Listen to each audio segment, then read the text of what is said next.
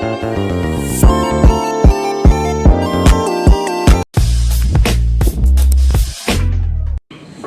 perkenalkan nama saya Juta Ida Wijaksana, absen 15.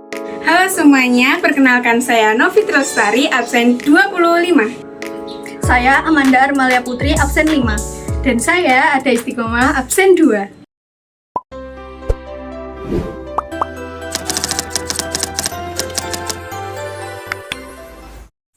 Koloid adalah campuran heterogen yang terbentuk dari suatu zat yang tersebar atau terdispersi ke dalam zat lainnya atau pendispersi. Zat yang dilarutkan dalam koloid tidak larut layaknya dalam campuran homogen, tetapi tersebar menjadi partikel-partikel ke dalam zat pelarut atau pendispersinya. Ciri-ciri koloid: 1. Terlihat homogen bila dilihat mata, tetapi berbentuk heterogen bila diamati menggunakan mikroskop ultra. 2. Terdapat fase terdispersi dan medium pendispersi. 3. Partikel berukuran antara 1 sampai 100 nanometer. 4. Bersifat stabil. 5. Tidak dapat disaring kecuali menggunakan alat penyaringan ultra. Jenis-jenis koloid. 1. Aerosol padat adalah sistem koloid dengan fase zat terdispersi padat dan medium pendispersinya yaitu gas. Contoh dari jenis koloid aerosol padat adalah asap rokok.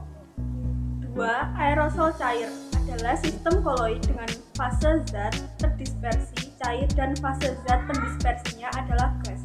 Contoh jenis koloid aerosol cair adalah awan. 3. Sol adalah sistem koloid dengan fase terdispersi padat dan fase zat pendispersinya adalah cair.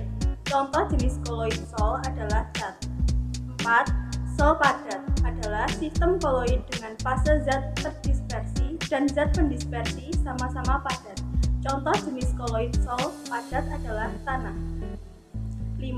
Emulsi cair adalah sistem koloid yang fase zat terdispersinya dan fase zat pendispersinya sama-sama cair. Contoh jenis koloid dari emulsi cair adalah minyak dalam air. 6. Emulsi padat adalah sistem koloid yang fase zat terdispersinya cair dan fase zat pendispersinya adalah padat. Contoh jenis koloid emulsi padat adalah keju. 7. Buih cair adalah sistem koloid yang fase zat terdispersinya gas dan fase zat pendispersinya adalah cair. Contoh jenis koloid buih cair adalah busa sabun.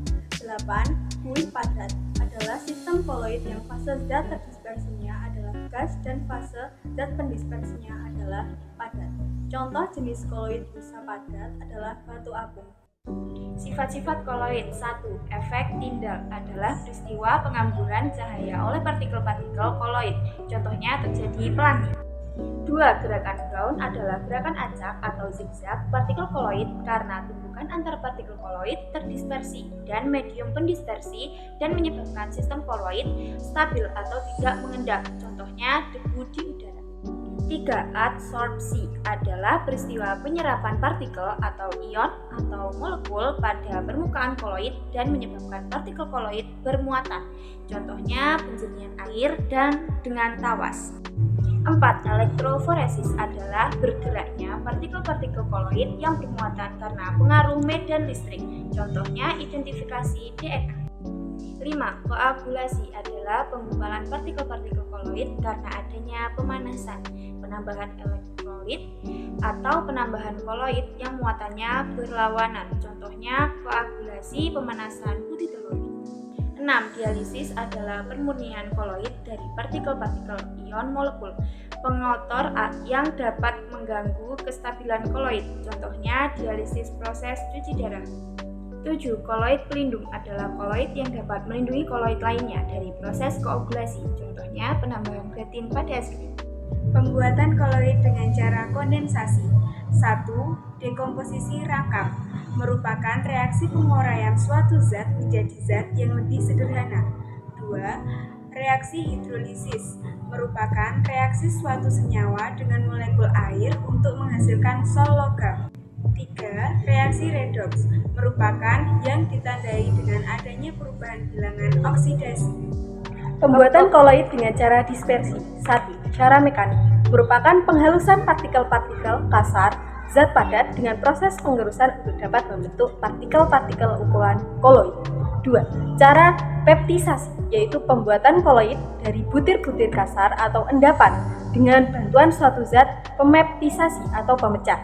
3. Busur Brady merupakan alat khusus yang digunakan untuk membentuk koloid logam seperti Ag, Au, atau Dt.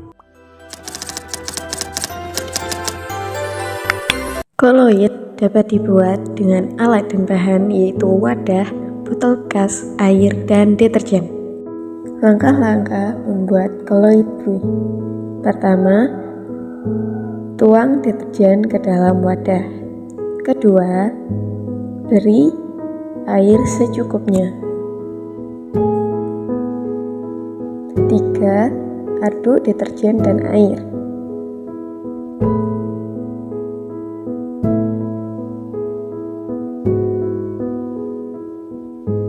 4. Tuang deterjen dan air yang sudah dicampur ke dalam botol bekas.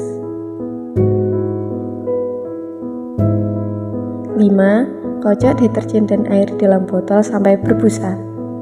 6. Tuang deterjen dan air yang sudah dikocok sampai berbusa ke dalam wadah kembali.